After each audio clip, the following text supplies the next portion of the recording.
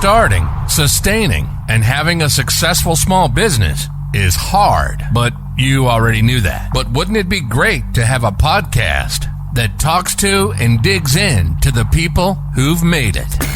Problem solved. This is Local Vibes. Small business success stories. We'll talk to successful small business owners from around the country. You'll hear their incredible stories about how they got started and how they thrived and survived online and within their communities. We'll find out their special vibe. Welcome to our show, brought to you by localvibes.us. Let's do this. Now your hosts, Pat and Angie Cherubini. Well, hey everyone, it's Pat and Angie of Local Vibes, and today we have a very good friend of mine, Sarah Schlievert. Not so much, Pat. No. We're not friends. Not yet. You'll end up loving me. We'll see about that. And she owns the business 2717 Wellness. Sure, I say it right. It is a mouthful. Yeah, yes. And your name is a mouthful, and I usually just botch that up on everybody. I don't know why you make me do the intro. Oh, Sarah's her name. Okay. So, what we're just going to talk about today is just, how you got started. You're an entrepreneur. I said that correctly, didn't I? I usually but can you spell it? Yeah, but can you spell it? Can you type it? I cannot. I get my spelling from my dad. So I'm completely horrible. So we'll just, we just want to know, we'll just be asking you about you, your background, what got you into this, what kind of things you're interested in, books, podcasts, you name it. We'll go into it. Even if we already know the answer. Let it go. That's all right. Let things by. So, I have zero filter, so you could. Good. There's no filter on this one. We kind of made that. Not safe for work. We made that clear from the get-go in the beginning, I think, didn't we? We tried. We don't hold back. I'm good for an F-bomb here and there. Yep. So filters are, if you don't like that, go right now. Yep. Check out. All right. So why don't you introduce yourself? Sure. So as they said, I'm Sarah Schlievert, and I own 2717 Wellness, which started out as Shakti Fit. And I used to be an art teacher for 8 years. I did not know that. Yeah, I was a high school art teacher for 8 years. Took a lot from that profession, a lot of lessons from that profession. One of them being I didn't want to stay there. As she told me when I was setting up the camera, she used to teach photography. I did. And she was no help at all. I didn't. I sat on my phone and let him do all the work. I didn't know you did that. Yes. Too. So I have a Bachelor of Fine Arts. Well, yeah, I do know. I've seen you take pictures and stuff like that. I went to Bowling Green fresh out of high school, like we all do, and like a lot of us do, not having a clue what I wanted to do. Mm-hmm. And with some not so subtle urging from my ma, I got a degree. I was going to be an art teacher, and I had a couple painting professors pull me aside my junior year, and they were kind of terrifying, but like in all the best ways, you want to respect your professors. They were very serious. Critiques were hard, but helpful, and they were, I don't know, I think that sometimes when we think of artists, we think of can be kind of flaky. These two were not. They were very serious artists, very serious professors. And they pulled me aside. Oh my gosh, why do they want to? And they talked to me about changing my major to a Bachelor of Fine Arts instead of a Bachelor of Science in Education. And I'm hearing I love you, Mother, but my mom wanted me to play it super safe when I went to college. I had all sorts of ideas of majors, and she wanted me to get something consistent. And I get that. I get from a mom's perspective why she kept pushing. And I wanted to please my parents when I was a kid. I don't know that they would say that to you, but my mom's like, bull crap. But in that way, I really did. And I thought, Mom and Dad know best. So I did end up going to be a teacher. And when my professors pulled me aside, they said, we really want you to consider changing your major to a Bachelor of Fine Arts in painting. And we want you to be a professional painter. And all I'm thinking of is starving artist. Okay. Right? Oh, yeah. You know? Yeah. And I was like, Painting houses absolutely. or Yeah.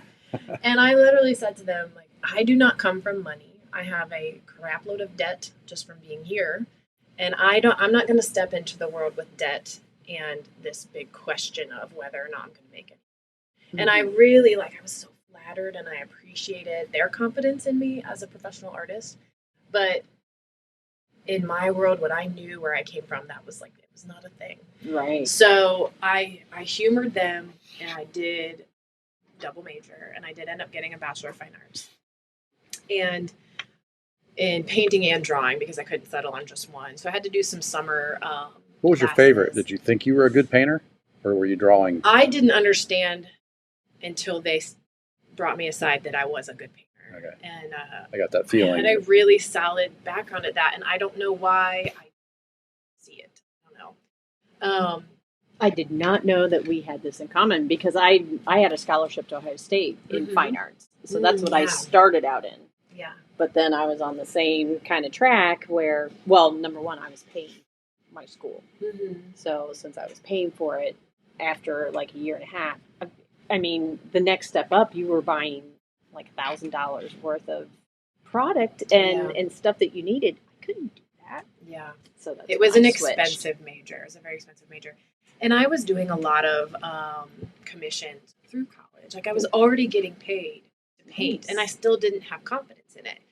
So I did get my Bachelor of Fine Arts. Like I said, it took me a little longer than 4 years to get out of school by that point, but got my Bachelor of Fine Arts and took the first teaching job I was offered in Mount Vernon High School. So I did teach there for 8 years, and I taught the gamut, drawing and painting, level 1 and level 2 arts, taught digital photography and graphic design. Now, I was not trained in either of those things when I taught them. None of the teachers there were. So it was who draws the short straw? Who wants to do this? And I was like, I'll try. Yeah. So I self-taught. I actually didn't take any photography classes in college. Didn't take any graphic design. I didn't have a computer at my house when I was in high school. We were the last family in the world to get a computer. So I was terrified of graphic arts. So I had zero college training. So was self-taught there as well. Thankfully, the school I taught in, we could only afford the most basic Adobe Photoshop. And so I could get good at that. So I taught those two things. Never would have thought those would come around and touch my life again after I taught. Mm-hmm. But I do photography on the side now as well. So back to me, I did teach for 8 years. I was unfulfilled, really, really unfulfilled. My first year of teaching, I remember literally waking up being excited to go to work that first year. There are hard realities in any job, but as a teacher, there are hard realities. And the biggest one for me, I'll never forget it. It was 3 years before I resigned. I was a coach. I taught summer school. I did all the extracurriculars. I was a strength and conditioning coach for a couple of the teams. And I remember one day the vice principal pulling me aside and asking me to do this favor of handling this last period of the day, 150 freshman study hall in the big study hall room.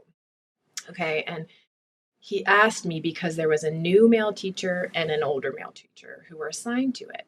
And I was 7 years into teaching at this point. And he said, you have such good rapport with kids. Essentially, he was saying, you're so good at your job. Will you do this bottom of the barrel duty that none of the other teachers want to do? Because we know you can.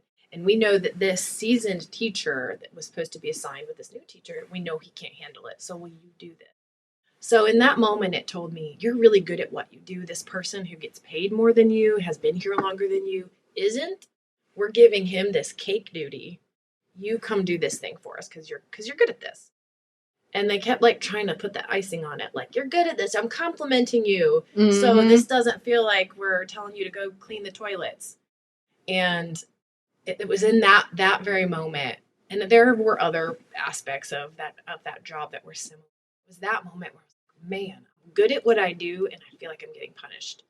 Or taken advantage of. Taken advantage Yeah. of, getting punished. And, you know, any good teacher knows what I'm talking about, but they just do it. They just suck it up and do the thing. And I admire them for it. But I was like, I am not here for that. I am not here for it. I want to be responsible for my successes and or my failures because of my performance. And unfortunately, that's just not how the teaching profession works. So What? Pause. Okay. I'm sorry. I It's don't know okay. that my app or my audio is going in. Yours? And surely Angie remembers where we left off. Well, I remember. Take I do. two. And it probably sounds way better, everybody. Sorry, our audio was messed up. The audio guy is on strike right now. So he's in California. Okay. Well, I think I remember where we left off. So, Teaching school or something Yep, like that. I was teaching school and then I didn't. So Yeah, you were talking about what they were trying to make you do. yeah, kind of the reality of being a teacher and how and this was before all the crap of the last few years. Yeah. Yeah, This you didn't is- have to go through This is that. before it even got bad. This was when teaching was still easier How than soft it is are now. you? Jeez. I know, seriously. Like, and that's why I have the utmost respect for teachers, because it was rough when I was in there and it is way worse now. Oh, I know. So I spent 3 years. So I did decide in that moment, like, I want to do something where I'm in charge. Yeah. Of, not where I'm in charge of everything, although I will say I love that, but where I'm in charge of how hard I work is going to determine how successful I am. How lazy I am will determine how unsuccessful I am. Somebody can't control you on that. Yeah. So, and I will admit too that there was some of I'm not suggesting I didn't touch the lives of some kiddos. I know I did. There are plenty of them I'm still in contact with, that I've even done photography jobs with and stuff, that I know I helped them very directly. But I did recognize in that 7 years of teaching that I wanted to be affecting people even more directly. Like, if you worked with me, your life was better, and I knew it. Every single one, not 1 in 100 kids. Yeah. So it did take me 3 years to decide where to go from there, though. And I will never forget the moment that it hit me, because it was like, oh my gosh, duh. So I spent 3 years. I don't make moves very quickly. I spent 3 years trying to decide, okay, what is next? And I will never forget the day it hit me. I looked around. I just couldn't figure out what is the next step here. I spent all this money on this college degree. I'm still terrified to try to make it as a professional artist. What am I going to do? And there was one day I looked around at all the books, all the magazines, the things I was spending my time on outside of teaching, and it was fitness and nutrition. And it was that moment where I was like, oh, why did I not realize this? But I did hold on to this thing but I have this college education. I have to use this. I have to use this. I spent thousands and I'm still paying off thousands of dollars of education. Why would I just waste that? And I have a friend, Joel Carter, and he said, I will never be able to say it as eloquently as he did, but he essentially was saying, Sarah, it doesn't matter. Like, that is such a small chapter. I know it feels like a big chapter. I know it feels like a lot of money, but if it's not fulfilling you and you are not happy, you're not stuck there. You can do whatever you want. You have a lot more life left. Go do it. Go do what you want. So I did. So I finally left teaching. Excuse me, I did my math a little bit wrong there earlier, but it was 5 years into teaching that I recognized I didn't want to stay. I left at year 8, and I got certified as a personal trainer the summer before I left, and I actually did train a couple people in a park that summer. And when I resigned, teachers get paid. Well, that district paid you year round, so when I resigned, I had 3 months where I was still going to get paid through the summer to figure out my next step. And so I was at a wine dinner with a group of friends all teachers, and they knew kind of the direction I was leaning. And one of them, Jeff Gottke, said, he was a history teacher at the time. He said, well, what are your plans? I'm like, well, I've interviewed at all the big gyms. I'm going to get paid crap per hour at first, but it is what it is. It'll get me moving in the right direction. And he's like, well, we have this building in downtown Mount Vernon. Would you be interested in renting a small room on the second floor? And I was like, absolutely. And the rent was next to nothing. It was $200 a month. I couldn't say no. I know. And it was cute. Like, it was about the size of the room we're sitting in right now. It was small. And I had like 6 sets of dumbbells, a couple little weighted balls, some mats, maybe a couple other dinky pieces of equipment. And I started my gym there. Some of those big med balls we used to do, medicine balls we used to use. And I started there. So, so yeah, 8 years of teaching. Knew it wasn't right for me, figured out what I was passionate about, knew that I could help people more directly if I went in that direction. And so I did. And that was roughly 10 and a half years ago. And here we are. And that's when you called it So that's when I first opened up. It was Shakti Fit. And how I got that name. I was just going to ask that. So this is an interesting story. So I also wanted to be I wanted to be a yoga studio, nutrition coaching, and training, however long it took me to get all 3 things going, I was in for it. So, my sister-in-law, my brother's wife, and I started looking around for yoga teacher training. She was interested in it as well. Probably the coolest thing I've ever done in my life, and I give her the credit because she found this one, was we did a yoga teacher training in Guatemala. What? And I kid you not, the whole camp, it's called the Mystical Yoga Farm. And it is at the base of a volcano, an active volcano, mind you, in Guatemala, on Lake Atitlan. And we flew to Guatemala City. We had to take at least 1 boat, maybe 2 boat trips to get to this island, to get to this base of this volcano. And we spent nice boats, or was this not sketchy? Nice boats. I mean, they worked, but they were not nice. So you were like, am I really going there? Yeah. I mean, it was incredible. And I get extremely motion sick. So I'm like on this boat, on this leg, like, started out the whole trip motion sick. But 2 boat rides over, we get there. And it was just the experience of a lifetime. And again, I give my sister-in-law Jamie credit for this because she found it. I would have never gone to this one. I was looking for like the swanky ones in like Greece, places like that. Was this to get some certification or just? Yes. So this was to get it's called a 200-hour yoga teacher, 200-hour yoga teacher certificate. And so we did that this summer. I quit teaching. I resigned from teaching, and it was a month immersion. So we were in Guatemala, traveled a little bit over a month. We had a couple days off within that month where we could tinker around at islands nearby. And it was incredible. It was, we had like a compost toilet that we all used. We had water that was filtered, I believe, at least 4 times, and lots of people still got sick from it. Really? Myself included, not till the end for me. I got lucky. We had the very first night we were there, we were all sitting around the fire, and they said, if we feel an earthquake, which we will while you're here, if it goes longer than 30 seconds, this is where we meet. Because we need to get the heck out because it means the volcano's moving. And that was the first night of a month. And I was just like, what?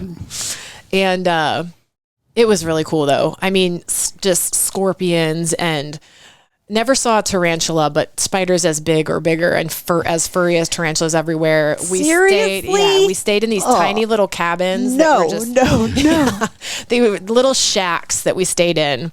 And I think the first or second night there, one of our instructors got stung by a scorpion. And in her yogi way, she literally was telling us about the experiences. She said, I just used it as a moment to just experience it. And I just sat with it. And I'm like, what? She did. She stayed calm. She didn't wake any of us up. It was when she got in bed. She got stung on her ankle. And she did. She just freaking handled it. Like, don't let a fluffy yogi fool you. They're tough. When you just sit with it, what will it do? So she didn't have to do anything for it. Did she kill it or didn't? I doubt it because they didn't want us to kill anything. So then you just know it's there. I know. She may have like flicked it or guided it out of her cabin, but I guarantee you. Don't do that again. Yeah, please don't sting me again. I'm sure she did not kill it. And there were seriously that big of spiders. Oh, were that in your cabin? We had one. I never saw, I'm sure they visited us, but I never saw one. We shared cabins with people. I think I had my sister-in-law, me, and one other gal were in our little cabin. The only thing I ever saw was I had a village, like a road of ants by my head every night that just were traveling. And that wasn't like, in comparison to what else was there, that wasn't a big deal. But there was one night that my good friend Cara, she outside of her cabin was a huge red butt furry spider. It was black, and then its butt had red fur all over it. It was disgusting. Like when you say huge. So I'm talking the size of my hand, and like its butt being around the size of my palm here, and it was right outside her cabin door. And so we went to one of the instructors, and she was like, "Please don't kill it. Please don't kill this. You know, it won't bother you if you don't bother it." But my friend Cara was terrified of spiders and any, mostly spiders, but bugs. And so I didn't kill it. I didn't smush it, but I just like threw a shoe at it to shoo it away from her cabin so that she could, maybe sleep that night. But we were encountering things like this on the daily. But it was, again, the most incredible experience ever. We ate a vegan diet while we were there because we ate off the farm. We ate what was growing in the garden. Mm-hmm. We had these Guatemalans that took care of us. We would wake up to the smell of freshly made corn tortillas every morning. It was really cool. It was by far the neatest experience I've ever had in my life. I will never forget any of it, and I'd love to go back at some point and revisit, despite the scorpions and spiders. I would have a very hard time. I would not be able to do it. You'd have to drug me. Spot him a mile away. You'd have to drug. I can hear a spider. So do you have to get recertified then in that particular yoga all the time? You have to keep up hours of training. Mm-hmm. And there are other levels of yoga teacher training you can do. So right now I'm a 200-hour ERYT. So which means I'm it's 200-hour extended yoga, registered yoga teacher. So it just means I have taught more than 200 hours. So if I wanted to pursue it again, which in the future I would love to do this, I would do a 500-hour yoga teacher training. And that's pretty much the top right there. Really? So it was an extremely valuable training. We learned a lot about nutrition there, a lot about physiology and anatomy, which was really cool. That was very heavy in the anatomy and physiology, which was part of the reason we chose that program. Mm-hmm. And then I got an American College of Sports Medicine training certification. I now have, and I've done a bunch of nutrition certs, and some of them were just absolute garbage. Really? Nutrition is a very new... Yeah, I'm not surprised. Yeah, shocker. Nutrition's confusing. What? So nutrition's an extremely new science in the world of sciences. So it's ever-changing, as a lot of things are in science. But I got a couple cruddy ones at the beginning that weren't great. But the most recent one I got a few years ago was through Precision Nutrition. So they have a level 1, and then they have a master coach that you can do. And their level 1 is just chock full of all the good science. Mm-hmm. The level 2 is more of the psychology of being a coach. And I needed that because I was just having this discussion with a friend yesterday. I am a very black and white person.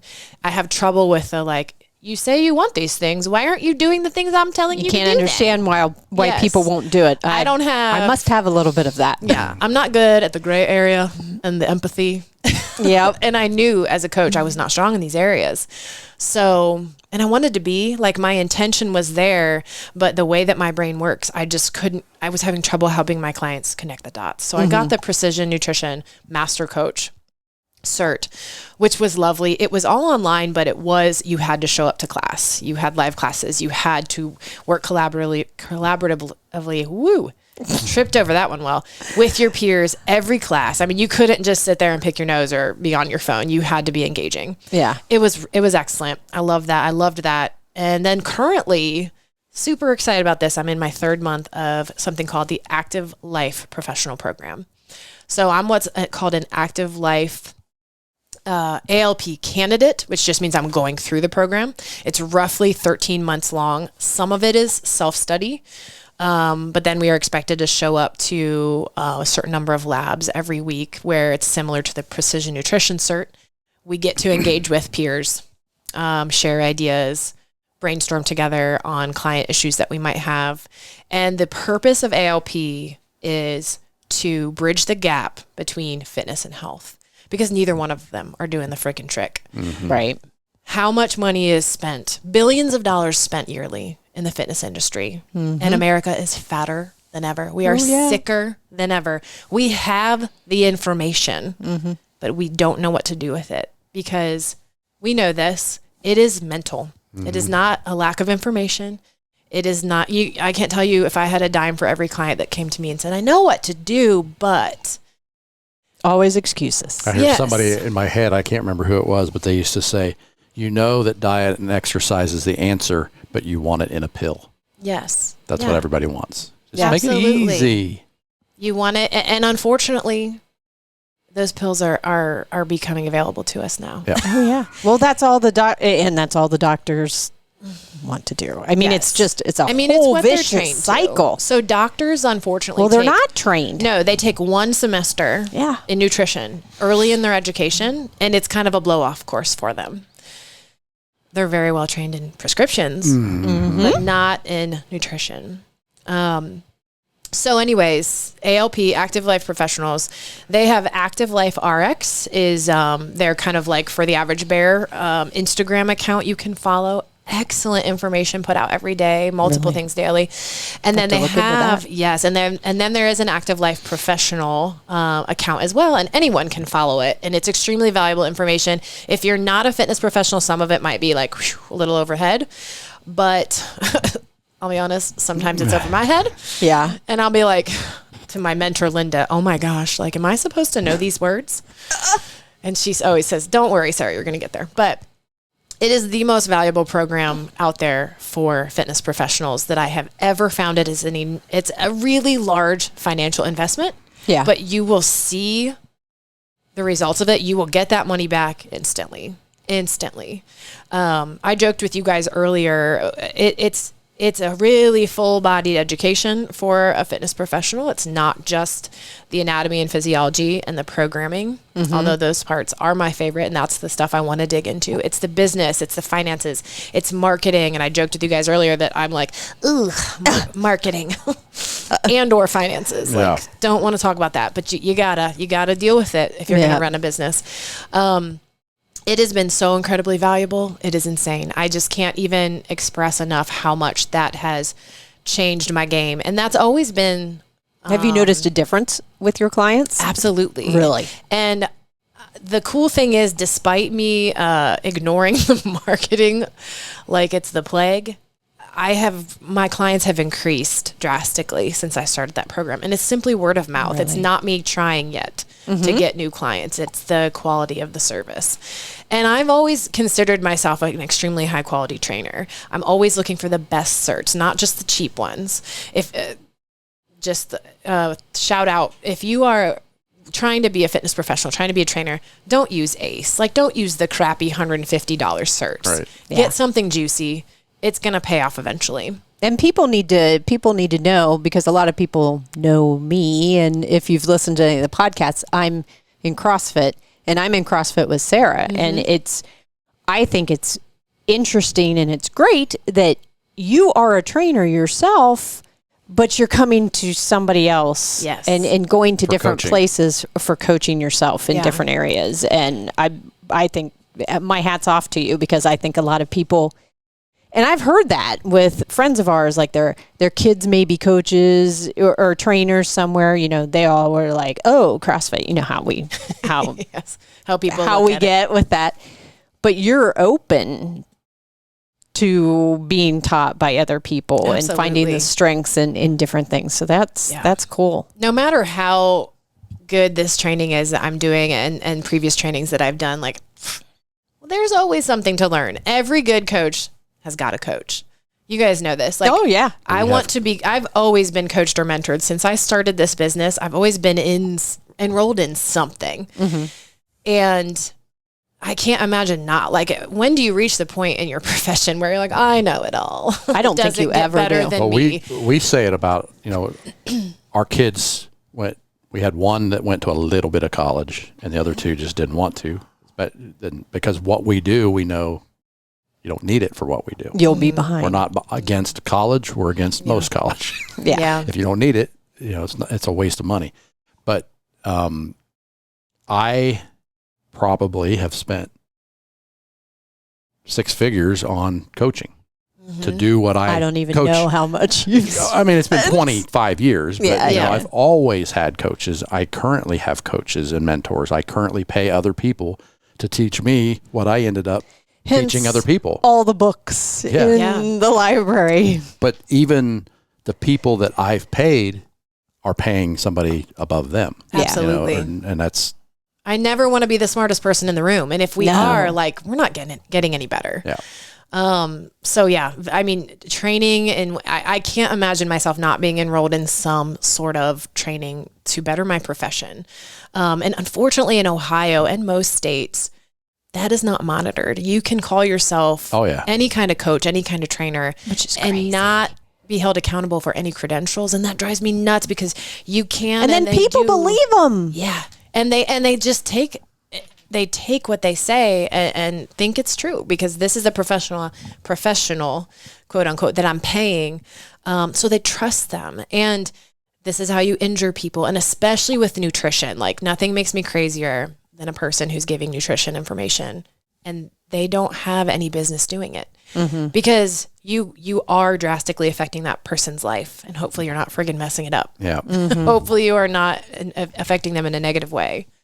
So yes, high quality is always been what I'm seeking. I think I mean, we get that in our business too. I mean, I fight this all the time when I'm on sales calls with people because they've all been taken advantage of because there'll be somebody that's just gotten into the business where we have 25 plus years. Everybody's been scammed by a marketer. Yes. And for sure. my gosh. I mean, I'm not joking. Just about every single sales call that I have when I finally get to have them because, I think people think, oh, you guys must have people coming right and left. No, it's not like that. It's not easy. I have to convince them, and it takes tons of touches to be able to convince them, hey, number one, I'm American and I can speak English and I've been in business for a long time. So you can trust me.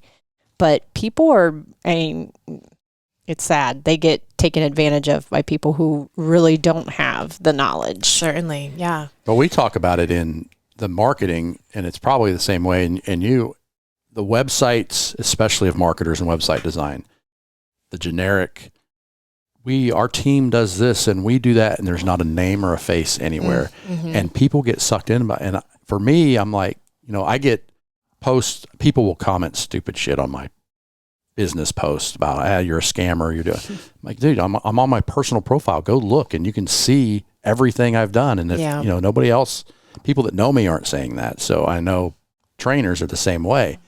If you've got a trainer that doesn't have any following, you probably ought to think twice about following. You do a lot of good pictures though, too. You do a lot of good posts and a lot of good pictures. Yeah. So, and of your clients allow that too a little bit. So that's good. Yes. And I'm grateful because my clients are open to that. I have a good friend, Jen. She told me years ago, Sarah, you need to put yourself on your socials more. You need to put pictures of yourself because people come to you because they want to look like you. And I 100% understand that thought process. That on the client's end, as well as on her end, what she's saying is regarding marketing. I'm 100% comfortable with putting my face out there and putting me out there, and you can physically see that I'm doing what I'm preaching. However, who gives a crap about that? How many fitness moguls are out there shooting pictures of their butts? And you know what I mean? That is not how I roll. I don't want you to come to me because you like the way I look in my leggings, okay? I want you to come to me because I know my shit. Yeah. I know what I'm talking about. And you're going to see that by seeing my clients, by seeing how they move, by seeing how healthy they are, by seeing the vibrance when they're in their workouts. That's why I want people to come to me, because they can see that I know what I'm doing safely. I can help you safely. So yeah, the marketing thing is not my favorite. I'm pretty inconsistent with it, but I do try to have I do try to put valuable information out there, because my biggest thing too is I want, whether you are a follower of my socials or a client of mine, my goal is to teach you some autonomy. I want you to be able to do the things that I'm teaching you without me there eventually, because life brings changes. Clients are going to move. I might move, which I have done a lot of since COVID. My business has scooched around a little bit. The finances might not be available for them to stay with me forever. Right. Whatever it is, I want people to be able to do it on their own, or at least be able to apply it. At least if they choose to, be able to apply the knowledge they get from me without me. Mm-hmm. That's the ultimate goal always. Yeah. So rewinding a little bit from that little tiny room with a few dumbbells, how did it progress from there? Oh, yeah. So when I opened up Shakti Fit, I had no idea how. And you didn't tell us how you got the name. Oh, yes. Thank you. So Shakti Fit, when I was in Guatemala, that's how we got to Guatemala for that teacher training, yoga teacher training. We all got a spiritual name at the end. And everybody got these like really sweet, gentle spiritual names that meant like peace or hope or this or that. And I stood out. You can maybe imagine, you guys know me well enough to know that in like a room of yoga teachers, Sarah's going to stand out a little bit. Yeah. Yeah. If you've done any of my yoga classes, same thing, I'm a little different. And I was like admiring all these people. My sister-in-law, hers was Shanti, which means peace. And then they gave me mine, which was Shakti, which means power. And I was like, oh, like, that's it. And you were bummed about that? I was going to say, that's such a girl's reaction. Come on. Damn right. And I should have been flattered, but I've spent my life with women telling me they're intimidated by me. I get that. And it's never my intention. Right. I don't know if you felt that way when you first met me, Angie. We've known each other from afar for years and years and years. Maybe a week and a half ago when we did 300 burpees and she got done 14 minutes ahead of me. Yes. Sometimes my presence or things like that can be intimidating. And I guess I wasn't intimidated just because it probably happens in other gyms, I'm not sure necessarily you are. CrossFit, because it's a different more breed. common. Yeah. And Angie, you're my breed. I think that's why for you it was just like, oh, okay. Oh, cool. Yeah. And I've had people tell me that my whole life, and I don't necessarily like it because that is never my intention. Like I'm not walking into a room trying to be like the alpha. You don't want that to be the first thing that they so in you. my mind it was just like that reminder when they gave me that name. It was just like that reminder of like, Sarah's intimidating and powerful, but she's not. There's no soft parts to her. That's the problem, I think, today, is that women, women have a perception that power is a bad thing. Right.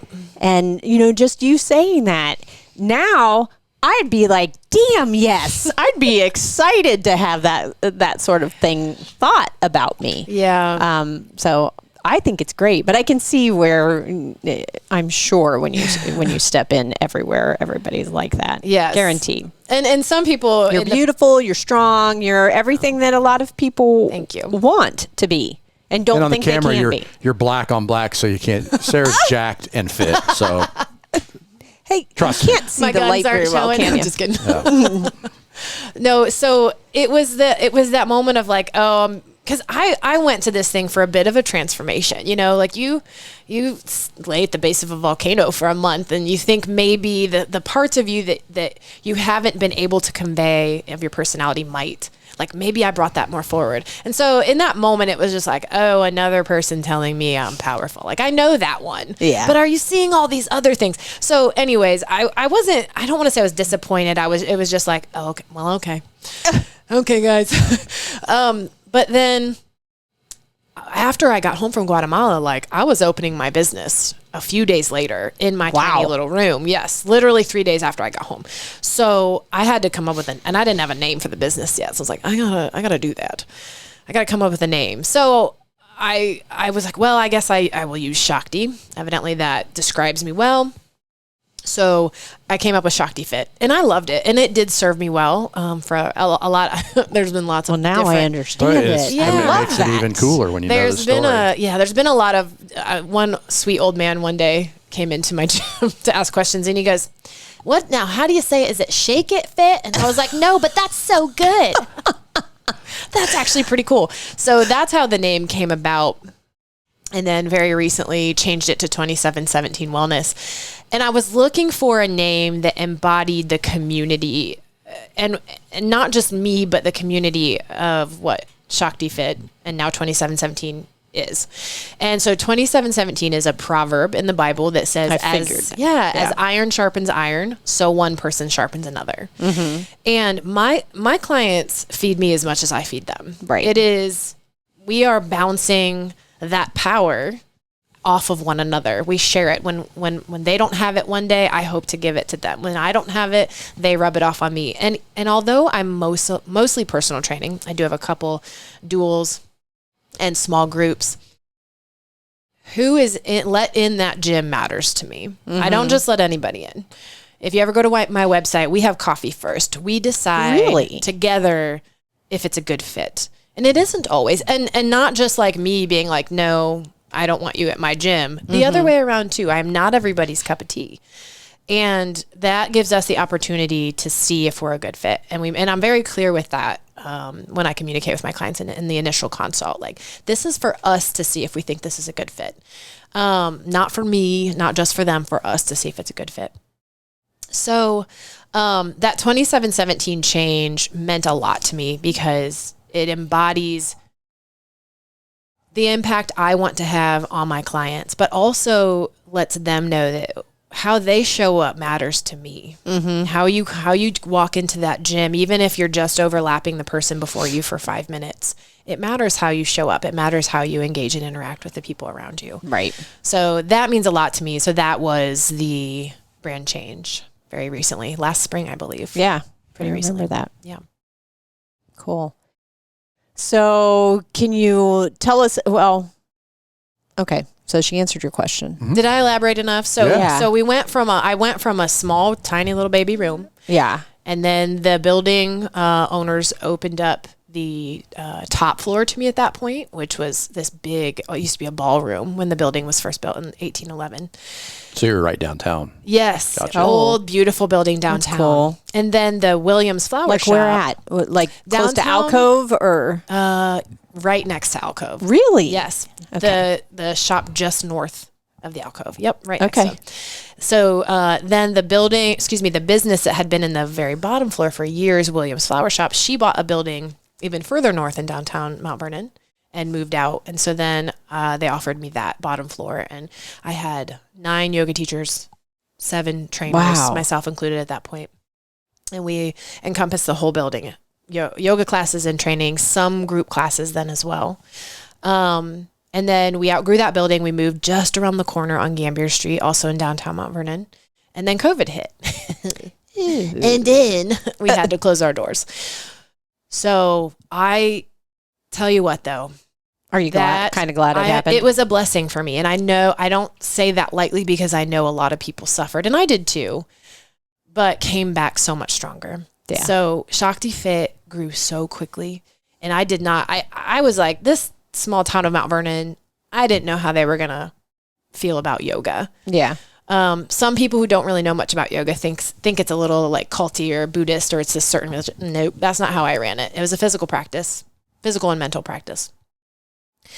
But it was very well received. And I was a teacher, so I knew a lot of people through that. I got a lot of teacher clients or people that worked in the district. And I started growing so quickly that I lost sight of what I wanted to do. And I was just trying to like hire. I had some good trainers and teachers, don't get me wrong. But that's a lot. That's the business part of it that you said. Yes. You don't.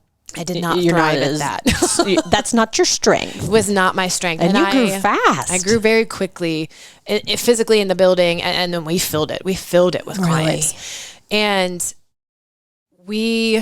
I hired fast and fired slow. You got to hire slow and fire fast. I was doing the opposite. Yeah. But I was just trying to serve the clients that were coming in, desperately trying to serve these people. So COVID gave me the opportunity to, unfortunately, financially, it was a struggle, of course.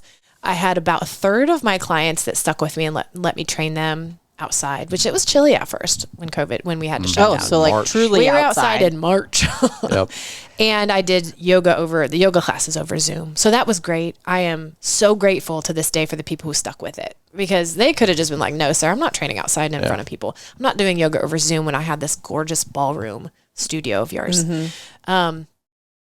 So I still had to pay rent, and I could have taken my landlord to court, but then we would have been paying court fees. I would have been out more money. So I paid rent for 3 months and not able to use my building. And I was like, enough is enough. I can't do this anymore.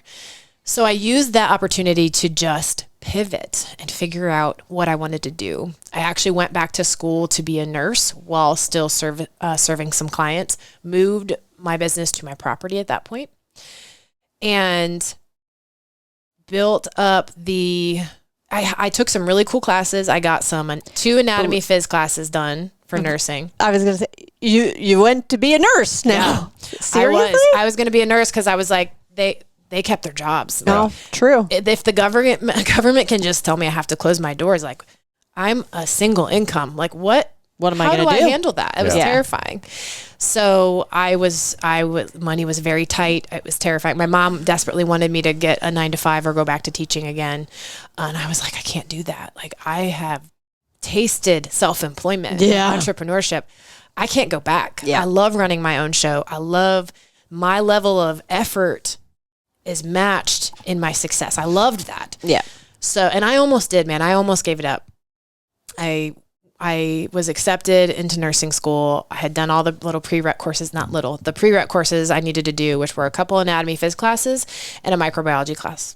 Super glad I did that, because those classes just added to the value of me as a trainer. So I had my business on my property. I did not accept the seat in nursing school, and I just kept trying with Shakti Fit. It was still Shakti Fit then. Yeah. Just kept pushing and got myself 10 and a half years into a space where it's like finally comfortable. It's exactly where I want it to be as a business. I have some, like 5-year dreams down the road, but right now it's precisely where I want it to be. My clients are just like the coolest people you'll ever meet, hardworking women, a couple men as well. And professionally, as far as where I am, the level of quality, I'm right where I want to be as well. I'm in a group of peers that I admire. I am not the smartest person in the room at all with my active life peers. So I love that. So yeah, it's COVID was a moment to figure out what the heck I was doing, because I was flying by the seat of my pants for a long time and just trying to serve what clients wanted, and lost my own vision there. I kind of lost, I didn't stop to go, okay, Sarah, but what do you want here? I just kept growing and hiring more people instead of trying to figure out that's not what I wanted. I didn't want to be a big old gym. I wanted to be 2717 is about relationships and being intimate with clients and being available to them, and not being that trainer who says, oh, you can't make your Tuesday session. Sorry, I'm booked out. I can't move you. You just have to miss that week. I've got flexibility with my current clients. They are my priority, not filling my schedule. So I've gotten myself to a place that I didn't know I could even be here. So I'm really glad that I kept pushing, and my mom's finally comfortable because I can pay my bills. Well, they're not, I mean, and our parents are the same way. As always, most of them have never understood what we do, and being entrepreneurs, that you pivot, you got to expect it. It's going to happen. And we can tell you that 25 years in. It keeps happening. Yes. It pivots every 5 years, something's going to hit, and we just know it, and we're able to, we can handle it. We can prepare for it, and we can pivot the business and take it where it needs to go. But there's no way we could work for somebody else now after that long. I couldn't do it. And if you're stubborn in your business and you're just going to keep digging your heels and stay put, you're not going to go anywhere. Yeah. You're going to stay stagnant. I mean, it's just like self-growth. If we just I am who I am. You know, I'm 42 years old. This is who I am. Just take it or leave it. Like that's. But think of how many people don't have self-growth. And I can say for sure that I didn't have a whole lot of it before having cancer. I mean, once that hit, boy, that was a big, change. And it made me look inward too. Yes. Yeah. And then, we were still going through all the COVID stuff, but I started digging into books, into podcasts. We were watching Tony Robbins. We were digging into all these kind of people, and we still do. And it just changed us. But I think there's so many people in the world. Most people, I think we are definitely not like most people. Most people just take what they've got as what it is. They don't open up their mind to growing and being better and keep getting better. They're happy with the status quo. Mm-hmm. That's not in my makeup. Well, we talk about, we can never remember who it was, but it was a long time ago. Somebody told us about struggling in business and entrepreneurs, and they said, just no matter what, never shut the doors. Mm-hmm. It's just like, just keep trying. And most people don't, and who knows what happens in the future, but that's the way we've always been. You just keep on pushing. Yes, absolutely.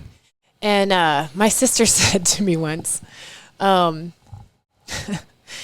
we were walking around a boutique together in Findlay, having a conversation. I'm from Findlay, Ohio. We were having a conversation about my profession.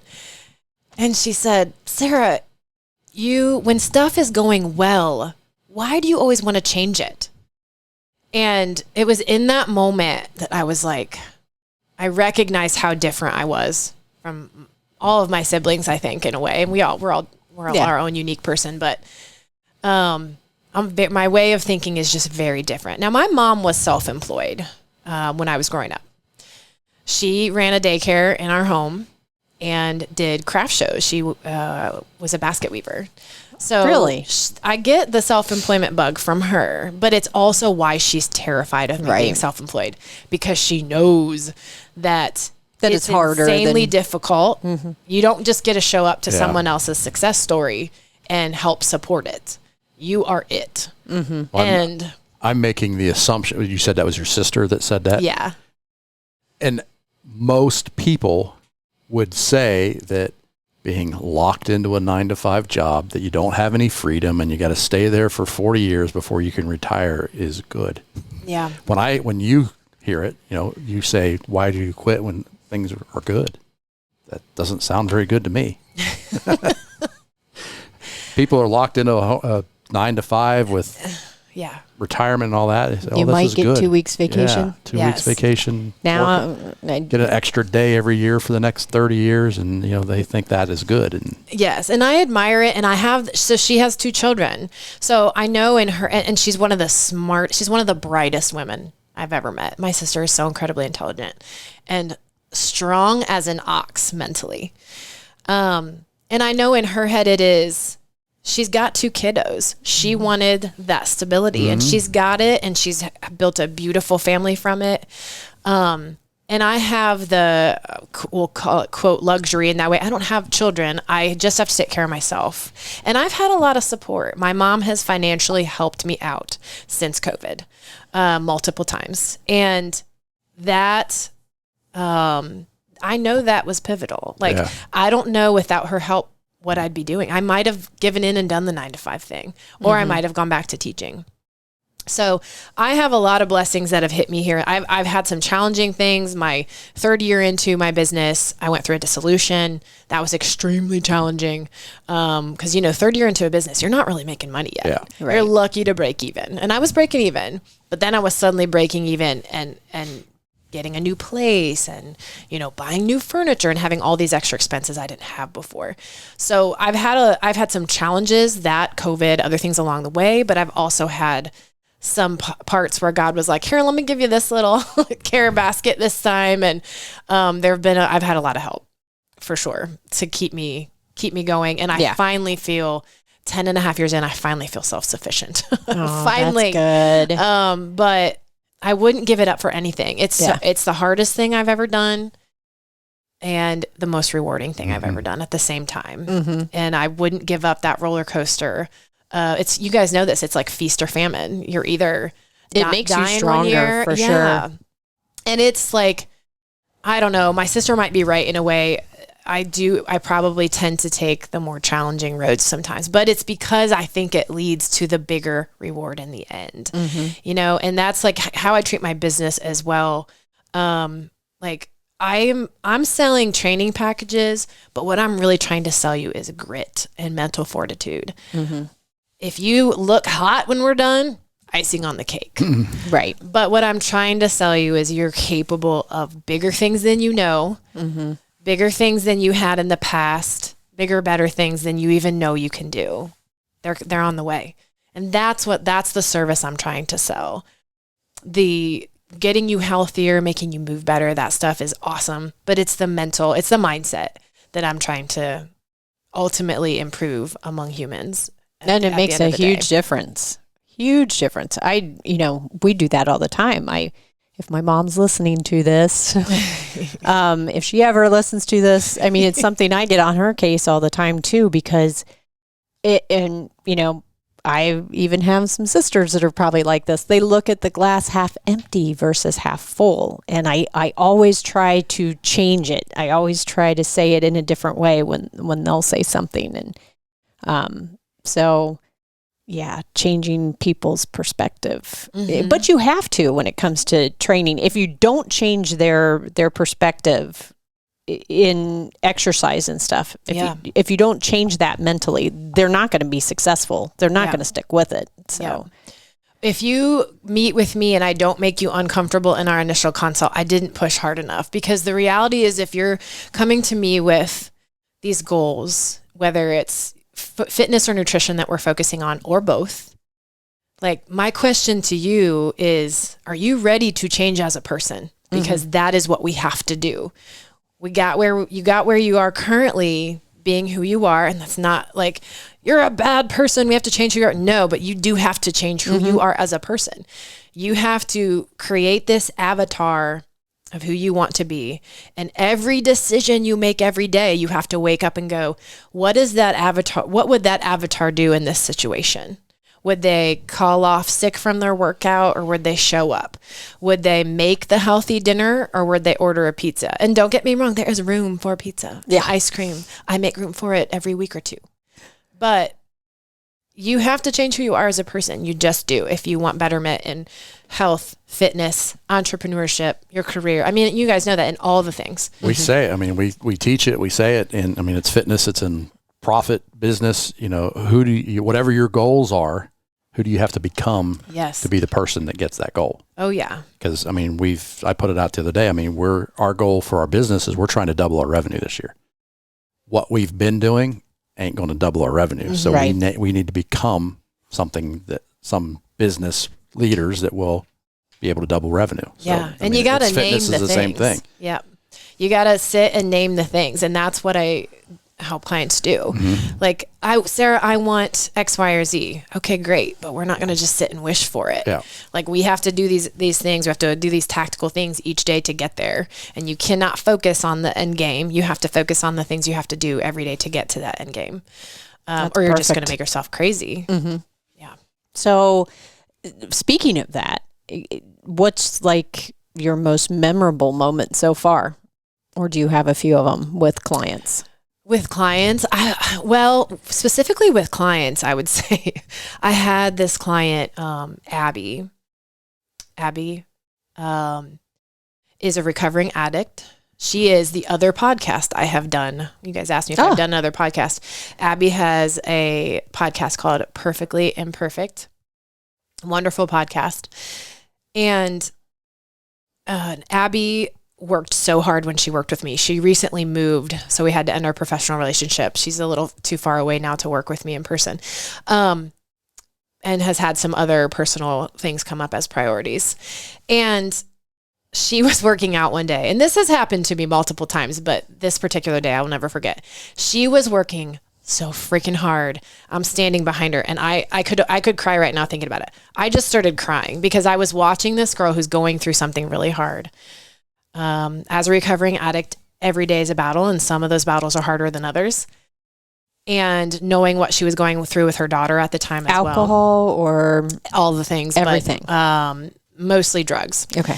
And watching her just push that day in her workout, and it was like you could physically see this layer coming off on her, this weight coming off as she was beasting it on an assault bike in the moment. In the moment I remember. Oh my God, of all the things. Yes. And my clients hate the assault bike just like everybody else does. But watching that, I mean, I came to tears that day. And I've had that happen in yoga classes too. There are yoga classes I've taught where I look around at the varying abilities, the varying body sizes, the varying, humans, and watched them each doing their own version of the practice that has just brought me to tears because they don't let ego get in the way. They show up and they do what they can do that day, what's best for them. And those are the moments, I think, in what I do that are the most memorable. Those are the ones that stick with me. And the why of why I started Shakti Fit originally was mostly I want to be fully responsible for my success or my failure. But that has morphed a little bit. Just like everything else pivots as an entrepreneur. My why that part hasn't changed, but the other part to it is that fitness and focusing on my health has saved me in a personal chunk of 5 to 6 years. When my marriage ended 3 years into my business, I went emotionally numb. And I'm not saying to exercise away your shit because you got to deal with your stuff. That came later, but fitness kept my head above water in that moment. Yeah. And so that my why started to pivot to that. And now it is that, just as I said earlier, to show people that I'm personally in a space, personally and professionally, that I didn't know even existed. And I remember a moment with my therapist years ago. It was through COVID when we had to meet over Zoom. And I remember saying to her, I used to always say, I want to be where I was, X number of years ago. I just want to be that woman again. But I reached this point where I was like, nope, I know better is there. I know that I can be even better person, that life can be better, professionally I can be better, personally I can be better. And that is my why now, because I've seen that, and I've seen what the cover of the book is fitness. The innards are different. The pages are different. The stuff, the mental transformation you're going to go through when you focus on fitness. Fitness is just like the thing that catapults it. But bigger things come from that. And my why has kind of changed to that. I see people, I do have a lot more female clients than males. So when I say women, I do mean people in general, but women in particular, I just see them floating and thinking that things just where they are, it just has to be that way and they can't change it, but you can. Mm-hmm. There are so few things that actually cannot be manipulated. We can manipulate almost everything we're going through. To your point earlier, Angie, when you went through cancer, you used that to your good, right? Mm-hmm. You didn't swim in it. We all have our thing we go through. We all have our hard, everybody's got it, freaking trauma that we go through, whether you call it trauma or not, whether it's to that extreme. We all have the thing. You might not have gone through it yet, but you likely will. And it is choosing to not swim in it, but choosing to better yourself through it. And that's all I want to convey to people, that you don't have to just stay stagnant. You don't have to just float through your life. You don't have to be in pain. We joke about, being over 40, and with every year over 40, or over 50, every decade over 40, comes physical challenges, let alone mental and emotional challenges. But we get physical challenges every year. Yep. But we don't have to just stay there. We don't have to swim in it. There are things we can do about it. And that's why we seek out mentors, we seek out other professionals, we seek out coaches. But isn't it fun to see that light bulb go off with people? And I think that's what Jason likes too. And I think that's what Jason talked about with the CrossFit, and just seeing people it's kind of like an onion. Kind of, you peel them away. CrossFit, I've seen it, especially, the women especially, holy shit, I can lift a barbell. And it is okay. I can slam it down. And that is awesome. Yeah. I remember when I first started working with clients, and still I have to tell them, you can drop that deadlift. You don't have to set it down nicely. We have bumper plates and a rubber floor. Drop it. And I have an 84-year-old woman that I'm working with now that is just... You've had her, Yes. you just posted about her, didn't you? I just got her permission I recently love to start it. posting about her. And she is the biggest inspiration to my existing clients, and I hope other people out there, because Mary Jo hasn't done anything like this before. She's done all the name a freaking diet. She's probably done it. Yeah. She's done the trends, but she's not really worked on her fitness. And her daughter works with me, who is also a beastie. Her daughter, Mary Martha, works with me. She's 64, and she is just such a boss in that weight room, and I love to see it. And that was amazing to me too, because, you know, she's 64 and she decided to do this thing. And now I have her 84-year-old mom in there. And again, Mary Jo. that. Yeah, like Mary Jo's not done stuff like this before. And she walked in the first day and had like these like dangly layered necklaces on. I mean, she dresses to the nines to train, but she still works so hard. And she's adorable and she's so strong. I underestimate how much she can lift all the time. And I'm getting better at it now that I get to know her more. She's a few months into training with me now. So And that's so important. That's the biggest thing is as you get older, you lose that. And yes. I wasn't even very old when I was in the hospital for those 11 days. Mm-hmm. And that's what I told him when I got out. I'm like, oh my God, I'm not even old. I don't consider myself old. And I lost a ton of muscle. Yes. And these older people that were either coming in after me or just older people that I see in general, they have no muscle whatsoever. And I'm like, oh my God, this is horrifying. terrible. I said it.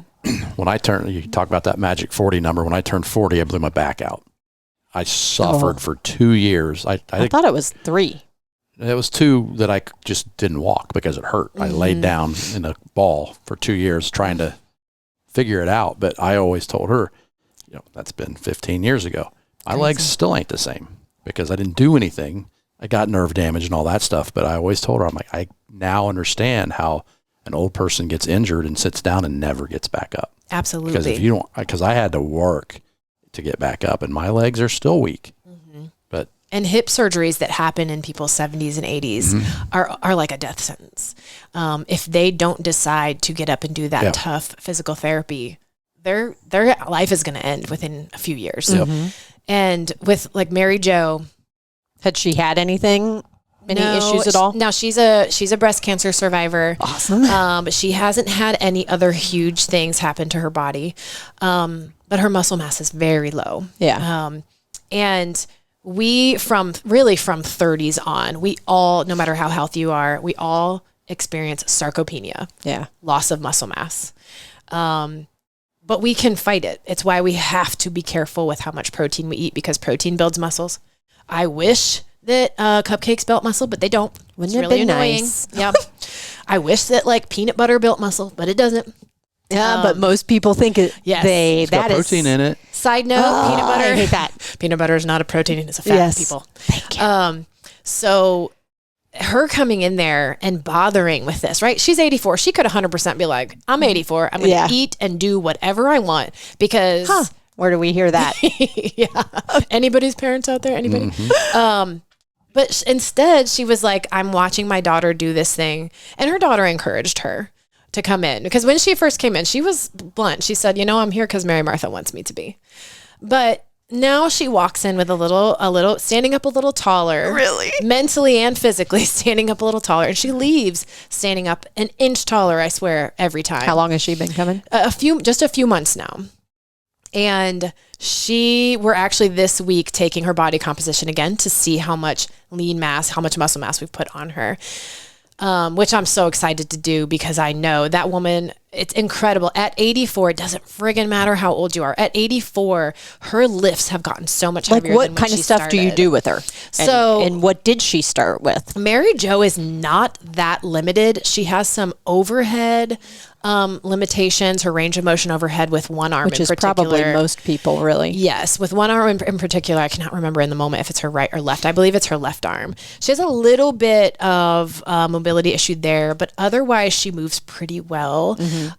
So she's not very limited. She does barbell work wise, she does barbell chest presses and sumo deadlifts, and she loves her sumo deadlifts. Her and her daughter, I swear it's genetic for them. They love deadlifting.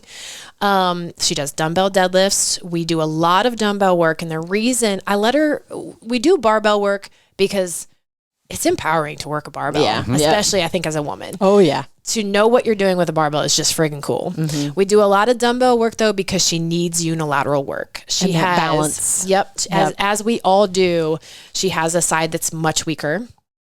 And so we need to make sure we're using dumbbells so each side is working equally, and her strong arm can't help her pull that barbell all the time. So we do a lot more dumbbell work than we do with the barbells.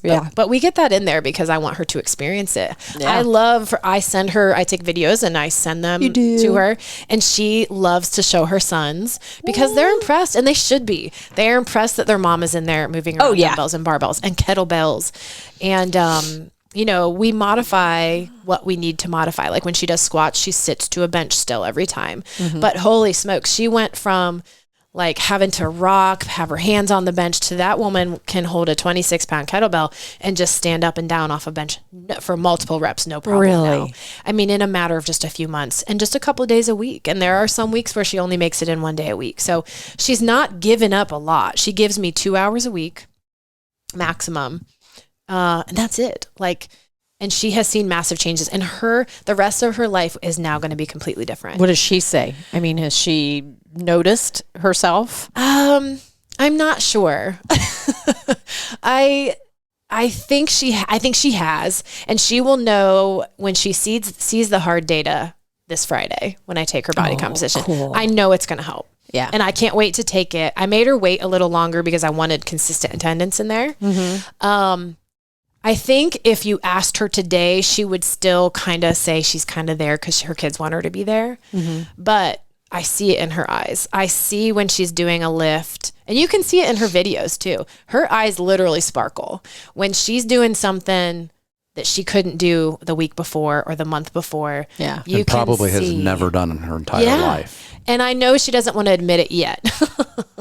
But she's curious and she asks questions. Really? And she asks about nutrition But see, this is the thing. And she's 84. Mm-hmm. It's one of the biggest pet peeves of mine is when I hear somebody say, well, I'm getting old. I shouldn't be doing that. Or you shouldn't do this because you're too old. And I know you know all the people I'm talking about that say it. And it drives me absolutely insane. You are not too old. They are too old. If you're admitting it, you're just going to be. Yeah, I hope to God that is never my excuse for ever staying in shape and doing something. Yeah, you're right though, Pat. If you tell yourself that, then you're going to stay right there. You're going to just get worse. But you just don't have a whole mental thing again. Yeah, you just don't have to. And I love that. I love that Mary Jo has given this. She's given it a solid chance because I was nervous when she first started. It's so rewarding no matter what age my clients are. Every single client I work with, there's something that we've done together that has been such a big reward for them and for myself. But with Mary Jo, it's just something special. Working with an 84-year-old who has never lifted a weight in her life is really unbelievable. Yes. Well, I've told people that. I mean, you know, when you lift weights, if you stop, it's hard to get back going. Mm-hmm. But there's that point, depending on how hard and heavy and how often you go, it could be a couple weeks, could be a couple months, but then there's that time you're like, oh, shit, I can feel something, and it's just like, you can see people start to say, I can see some definition. Usually you start to feel, there's some toneness coming back. And then that's when now I'm going to keep going. Yeah. And no matter if they've ever done it or not, there's a point, if you can get them to that point before they quit, that you do, you can look at them and say, you feel better. I can tell. Yes. And that's the thing with Mary Jo is I just wanted her to get to that second. And I didn't take her body composition right off the get-go because that can be terrifying. Oh, yeah. It can be a hard thing to face. I have to pinch you. So I have to pinch their skin on their arm above their hip bone and on their thigh. So it's like in your personal space. So I didn't hit her with it right away. I waited till she was with me for, I think, a month or a month and a half. But I cannot wait to show her that because exactly to your point, like she might just be doing it partially to satisfy her kids and partially because I do think she finds some satisfaction. Maybe not when she walks in the door, but when she walks out the door. Her daughter always jokes with me and says, because she's glad it's done. Mm-hmm. I'm like, okay, partially because it's checked off the list for that day and that week. But Well, it can be hard. All of us. I mean, Yeah. it is hard. If it's not hard, You're not growing. We had our Right. kids when we used to take them to CrossFit Kids, and they didn't want to go when they were, middle school, high school. They hated it. They always Emmy. complained, and they dragged their feet. They didn't like it. And on the drive there, they're grouchy and grumpy, and on the drive back, they're like, da-da, Yeah. and we always tried to, like, you see how you feel? Just Right. notice how you feel now, and Yes. it's just the endorphins and everything going. But it's hard to get people to realize that. I mean, if you feel we better. think literally, like sit and think to yourself, what would I be doing if I only did what I wanted to do in the moment every day? Oh my gosh, I'd be sitting around freaking eating cake and like chicken wings all day long. if it didn't hurt us in the end, yes, yes. Like I do happen to love movement. I've always been an athlete. I do like it, but do I want to show up to every workout I show up to? No, absolutely not. I know. But I am always always in a better mood when I leave. Yeah. And to your point earlier, I get asked that question frequently. You have a gym on your property. Why do you pay to go to a CrossFit gym? And there are a couple reasons. One, again, I want to be coached. But mostly CrossFit is my sport. It's my social hour. Yeah. It's the thing I can still compete in as a 42-year-old woman. And I love that. and there's like-minded people. Yes, and there are like-minded. I'm blessed to be able to work with those kind of people throughout the day, and then to also have them in what I call my social hour. That's my happy hour. I don't go to the bar and drink. I go to CrossFit, or I meet with a friend and do a bodybuilding workout. That is my social hour. That is Or my we time. ruck. Or we ruck in the snow. Yes, I mean, and also like I work in my gym for 7 to 8 hours a day with clients. I don't want to go have my meal and then go back. It's like going back to your office for your social hour. And I have a beautiful gym and I love it and take pride in it. It's gorgeous. It's very comfortable. It's beautiful. But it's also, it is still my career. Yeah. So I got to get the heck out of there sometimes. Yep. Oh, for sure. But yes, I want to be coached, and Jason provides that for me mentally and physically. And I think he loves that. I mean, I think there's a lot of trainers out there that would be offended that other, people that are training other people come to their gym. He welcomes it. I know. And I love that. I've been in CrossFit gyms where my presence was, I don't want to say unwelcome, but they were intimidated. They were intimidated. There were moments when like people would ask me questions and they You're the would competitor, yes, not- and I would be answering, because if you ask me a question about nutrition or a lift, I'm not going to go, let me go get the boss. I'm going to freaking answer it no matter where I am. And I've had that happen at previous CrossFit gyms where it was like they have a side eye on me at all times. I'm like, I am not here for your clients. Right. Okay? Like I pay you for this service.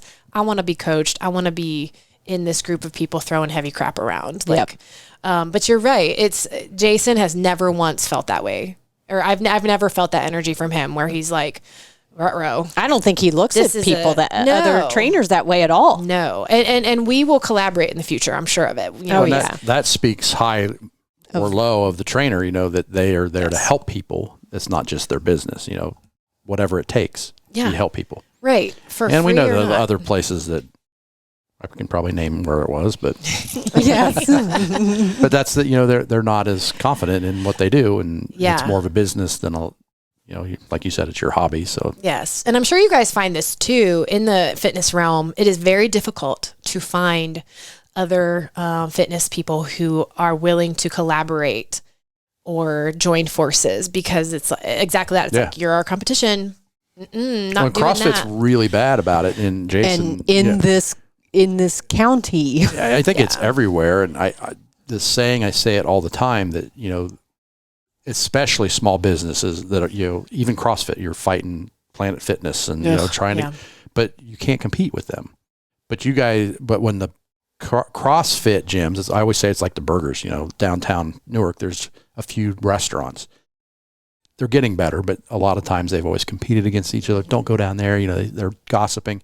When it would be better for them to, as a marketing, compete together, is what I always say. Bring everybody in and try. The more people you get downtown, the more people eat. The same thing with CrossFit. The more people you get in to try, whether you guys, there's only 3 in this area. They should be doing things together. Yes. And then let people choose. Competitions together. Yeah. Nobody's going wouldn't to that be choose fun? all 3. You're going to choose one or the other. but the more you bring into it, the more you just got a bigger bucket. Yes. It would build up this area in that so much because they are all three different. Yeah. And they all have their tribe or their vibe. Mm-hmm. Their local vibe. Hey. That's one thing that we wish happened. We hope happens someday. But do you find it in your type of business? Like when you meet other trainers, are they intimidated by you, or are they welcoming for you that way? The only ones that I've come across in my 10 and a half years of business, I've hired them. So they've worked for me. But like, for example, I had one trainer that when she started with me, I actually used to teach her in high school. It was like the coolest relationship. I knew her from 14 on, taught her in high school. She got her exercise science degree, got her ACSM cert, worked for me for a little bit. And I 100% knew, and we talked about it, she would be opening a gym and wouldn't be working for me forever. Mm-hmm. And I did not have, what are they called? Non-compete contracts. Mm-hmm. I never had my employees or my subcontractors have to sign something like that. And I will admit, partially because it just wasn't on, like I wasn't aware. Yeah. But when I realized I needed to be aware of it and had some, I don't want to call them issues, but just like some weird situations due to that, I still didn't want it. I didn't want any part of it. And this girl's name was Maddie, and Maddie actually opened a gym right next to mine, literally across the hall in the same building. And Seriously? Because we worked together, we agreed, we sat and had the conversation, like, here is the line, here is your service, here is mine. Because as you said, I am under no, I do not think I can serve every person who needs help with nutrition and fitness. I don't have that kind of time. And I know that I can serve a certain kind of person. I know that Jason can serve a certain kind of person. I knew that Maddie had her niche. And so we opened our businesses intentionally right next to each other on Gambier Street in Mount Vernon. And to your point, it was like, oh, sweet. Like I can do Sarah's yoga class and then I can go over here and do this. She had a lot of group classes, this group class at Maddie's, and we shared clients. We didn't, that's cool. We never once felt in competition.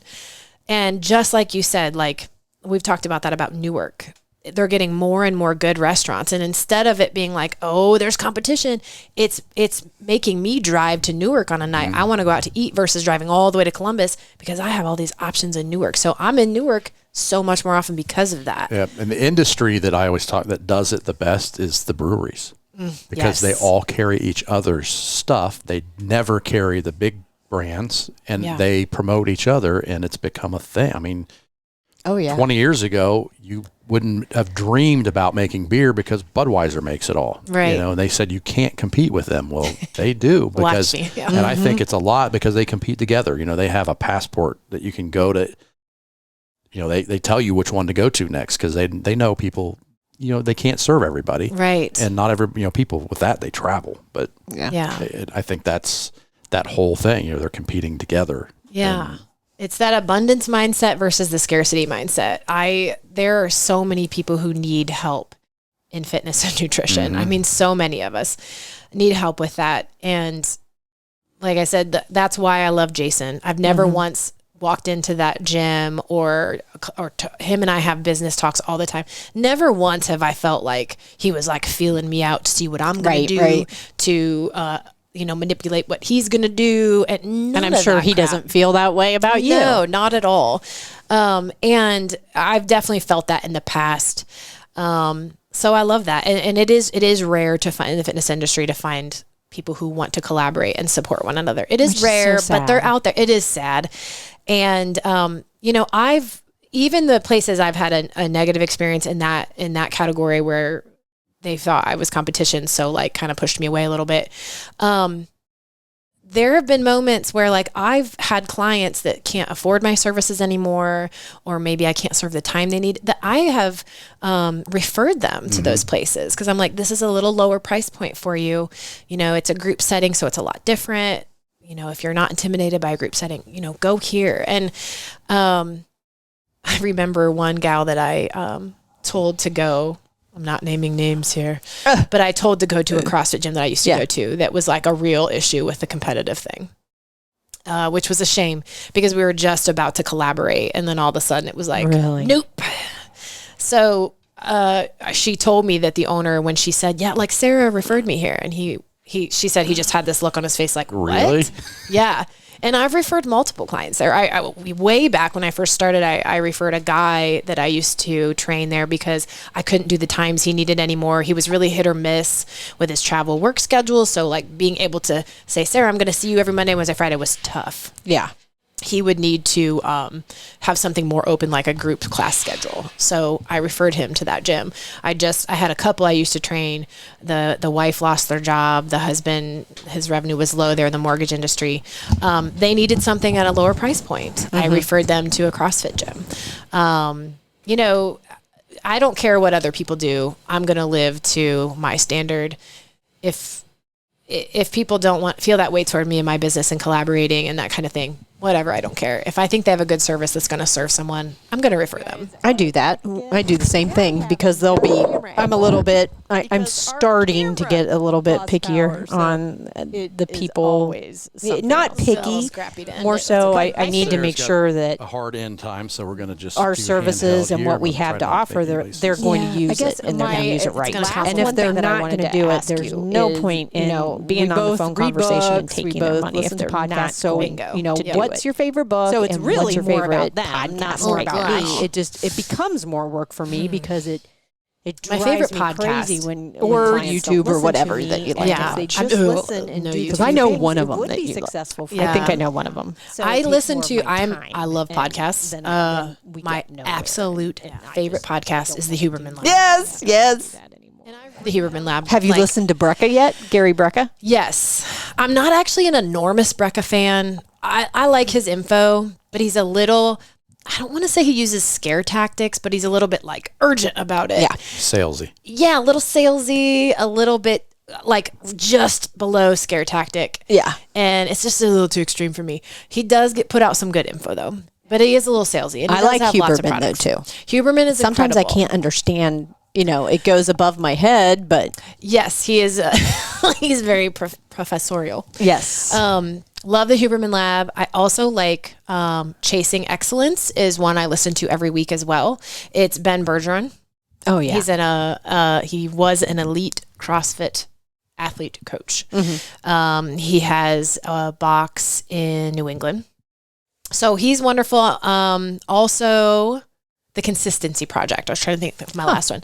So E.C. Sinkowski is a nutritionist and she does the Consistency Project. That one's really good, very nutrition based. So those are my top three. Those are the ones I hit all the time. But I also love the Arnold podcast, the Pump Club. It's really short. You get like 6 to 8 minute little snippets. Excellent. I'll have to check into that one. Yes, I will say literally the best episode I've ever listened to was the Huberman Cameron Haynes collaboration. And it was on Cameron Haynes' podcast. He had Huberman on there, and I like a big, juicy, like 2 to 3 hour podcast. Yeah. Hopefully you guys do too, since this we one's do. getting long. We do. That's not as long as you think. So it was one of the best podcasts I've listened to. That might be personal to me though, because Huberman opened up like I've never heard him open up before. Like Really? he wasn't all science. You got to learn a little bit about his life. You'll have to send me this one. Oh, it's so good. And him and Cameron's dialogue was just Spot solid. on. It was just spot on. It was so good. Books. Okay. That's a big question. So I have a client, Kate, that like nudges me to read fiction more than I do because I am like, I am always reading something nonfiction. We've talked about this before. Most of the books I have in my library I actually haven't read yet because I buy them up and I am always reading, but I don't give myself enough time in the day to read. One of my favorite books though is Arnold's new book. Oh my gosh, and I can't remember what it's called. The 7 something or other, but it's Arnold Schwarzenegger's newer book. It's excellent. Just talks about the things he's learned in life that have Oh, I love these kind of books. that have Like just got him Goggins. where he is. Yes. And another one that I'm not finished with yet, but it's a fantastic nutrition book, is Adam Bornstein's You Can't Screw This Up. Mm-hmm. So it's very much how I coach my nutrition clients. Not trendy, not any bull crap, no brands, just this is how you find balance in your nutrition. And he talks a lot about how I coach as well, about how it's mostly a mind game. It is mostly a mind game when it comes to nutrition. So those are my favorite books. I'm also reading, fiction-wise, although it is based on a true story, Boys in the Boat, which I'm loving right now. There's a movie out too, but you got to read the book before the movie because the book's always better. Oh, yeah. So I think those are my favorite podcasts and books at the moment. Awesome. So with finishing, first off, tell people how they can get a hold of you, and if there's any ending advice or anything you want to tell people that are listening or watching this. Sure. So to find me, I have a website, 2717 Wellness. That is also the name of my Instagram account. I am on Facebook with the business, but I don't utilize Facebook very often. Instagram is the platform that I put all the good info out on. There is a blog on my website. There's some good stuff on there, but I will tell you, I do not add things frequently, but there are some really great base pieces of information when it comes to fitness, nutrition, and recipes and things like that is really good. If it makes it to the blog, it's stuff I want you to know. Nice. But also on my Instagram account, there's some really great basic nutrition stuff. How much protein you should be eating on my highlights on my Instagram account, how many carbs you should be eating, how many fats. And it helps you calculate according to you, because there is no answer across the board for everybody. Right. There's no number of calories we should all be eating. There's no specific number of proteins, carbs, and fats that you, Pat, and I should all be doing. It's going to be different for all of us. Right. So there's some really good tactical information there. That's where you can find me. My gym is in Utica. I don't have an enormous amount of openings for nutrition coaching or fitness right now, but I do have a remote training opening, one training face-to-face opening, and one nutrition coaching opening currently. And then the last piece of advice that I would give is simply to let yourself have better. Let yourself have better and stop staying stagnant. Don't stay stagnant in life. Mm-hmm. There's always room to grow. There's always room to learn. Let yourself have better. Seek it out. Whatever that is for you, just keep seeking, keep reading, keep searching. Don't stay stagnant. Yep. That's good. Awesome. That's good. So I think that is it. So thanks again, Sarah. Thank you guys for joining us. Thanks for putting up with our technical difficulties. I'll get with professionals next time. You make a good cameraman. Hey, that's probably my best angle. All right. Well, see you later, guys. Thanks. Bye. That was good.